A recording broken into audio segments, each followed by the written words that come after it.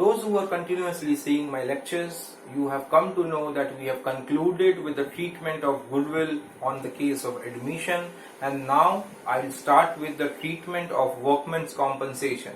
Now, workmen's compensation is generally shown in the liability side of the balance sheet, and there are different ways to show the adjustment of this entry. So we'll see how it is being done in this video. First, let us read the question and understand what do we mean by workmen's compensation reserve and what will be the treatment of workmen's compensation reserve under the following cases in case of admission. You can see over here I have given an information that workmen compensation fund or workmen compensation reserve, as the name may be, can be given in the balance sheet liability side, and you can see over here it is given as 80,000. Now, generally a firm or a company would like to create a workman compensation reserve or a fund so that in due time, if some accident or some unforeseen event happens to the workman, the money can be used from this reserve or fund. Otherwise, it will affect the capital of the company, it will affect the fund of the company adversely. Now, I have taken a case that if no information is given, always remember, in case of admission, the old partners only will get the benefit of the workman's compensation. And please see very carefully, the old partners are X and Y and their ratio was 3:2.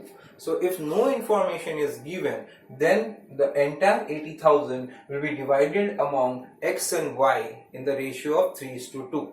In the second case, we can see the claim for workmen's compensation is given as 20,000. So the remaining amount, that is 80,000 minus 20,000, 60,000 will be distributed among X and Y in the ratio of 3:2, and the remaining 20,000 will be shown in the balance sheet of the new firm as claim for workmen's compensation.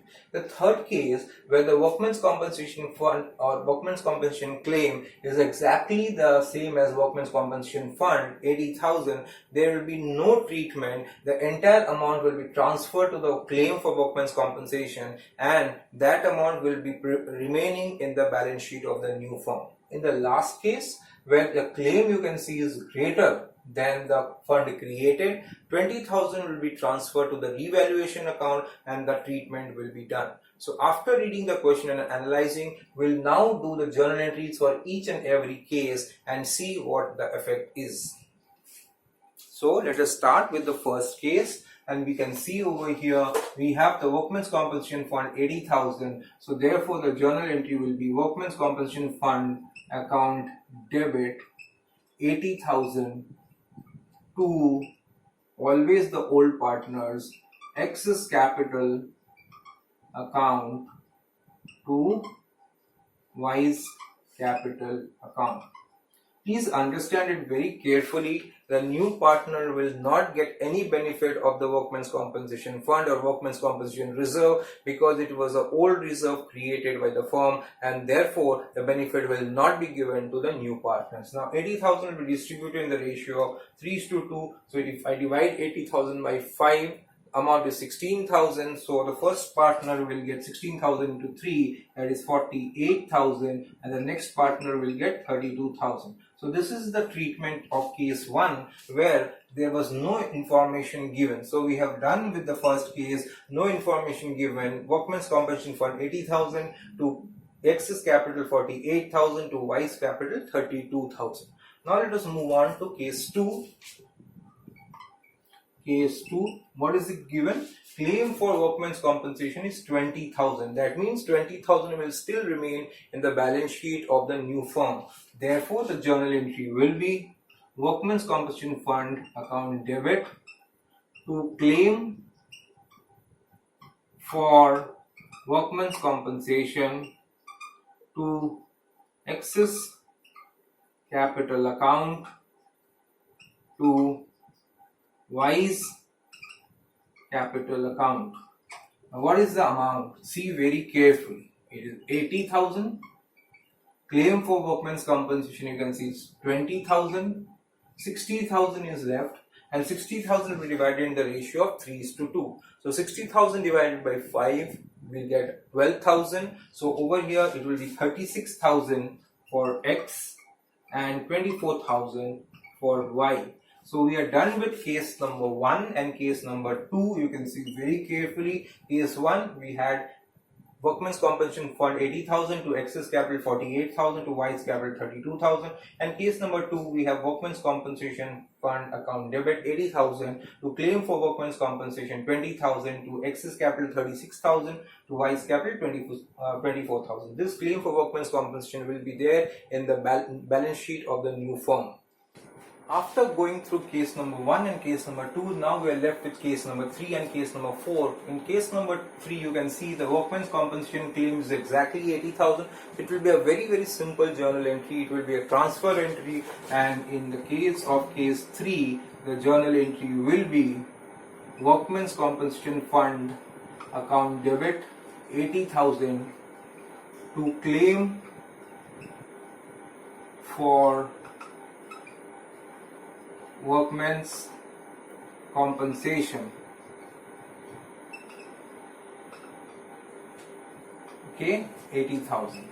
That means nothing will be distributed among the old partners. The entire amount will remain in the new balance sheet of the firm.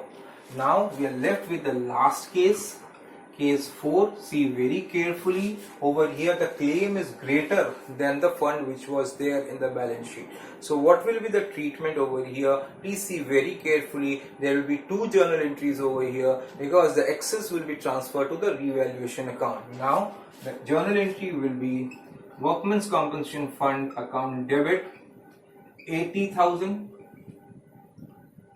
revaluation account debit 20,000 to claim for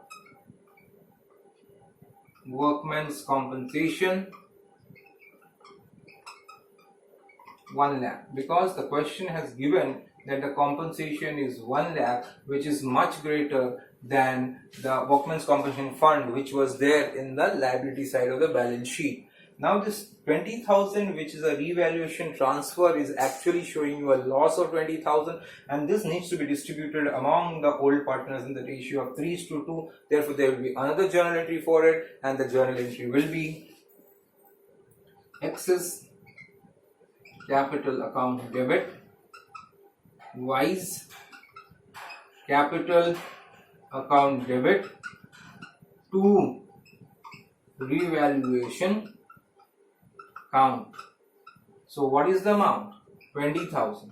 How it will be written? In the ratio of 3:2. So 20,000 divided by 5 gives us 4,000. So we'll have excess capital as 12,000, that is 4,000 into 3, and 4,000 into 2 will be 8,000.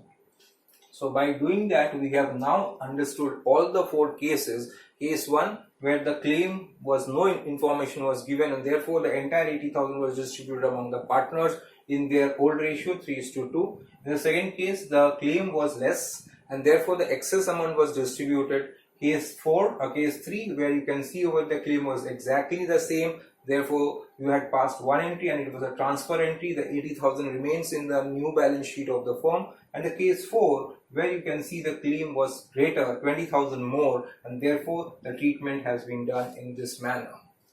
With this, we have concluded with the treatment of Workmen's Compensation Fund, which remains in the liability side of the balance sheet. Generally, it is seen in the liability side of the balance sheet, and what other treatments are there. I have explained it taking the 4 cases. In my next video, I will come up with the concept of investment fluctuation fund and how the treatment is shown in a case of the investment fluctuation fund. Please keep watching my channel. Don't miss any of my lectures, because the treatment of these accumulated profits and reserves are very important, because generally these types of treatment are there in each and every case of admission. So don't miss any of my lectures.